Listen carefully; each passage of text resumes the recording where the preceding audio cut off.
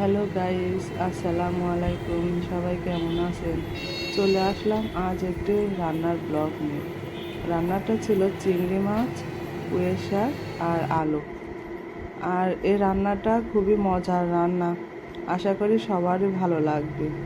আর রান্নাটা কেমন হয়েছে সবাই একটু কমেন্ট করে জানাবেন। মশলাটা পেঁয়াজ মরিচ দিয়ে দিলাম, তারপর একটু পানি দিয়ে এটাকে একটু নেড়ে চেড়ে তারপর মশলা দিয়ে দেব। আস্তে আস্তে সব মশলাগুলো অ্যাড করতে হবে। মশলা কষিয়ে চিংড়ি মাছটা দিয়ে দিতে হবে।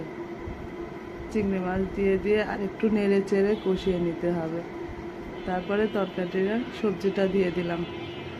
সবজিটা একটু নেড়ে চেড়ে ভালো করে তারপরে একটু ঢাকনা দিয়ে ঢেকে দিতে হবে। আর এই শাকটা মজার, তো জানি একটু অ্যালার্জি টাইপের খাবার এটা, তারপরও মজার খাবার। অনেকেরই ঠান্ডা অ্যালার্জি আছে, এই অ্যালার্জির কারণে পুঁই শাক চিংড়ি মাছ সমস্যা হতে পারে, তো তারা এড়িয়ে চলবেন।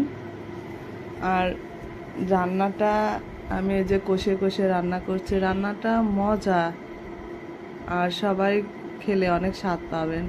এভাবে একটু রান্না করে দেখেন, খুবই মজা লাগবে। আর আমি এই যে ঢেকে দিলাম, ঢেকে দিয়ে আবার একটু পরে আবার একটু খুলে এই যে পানি শুকিয়ে গেছে, একটু নেড়ে চেড়ে নেব। নেড়ে চেড়ে নিয়ে ঢেকে দেব। আর আমার ছাদে বেশ আল্লাহর রহমতে অনেক কিছু হয়েছে, আমি বাগান করেছি।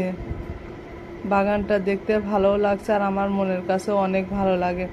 নিজের হাতে লাগিয়েছি, নিজে উঠায়ে রান্না করছি, আর এটার মতো শান্তি আর কোনো কিছুতেই নাই।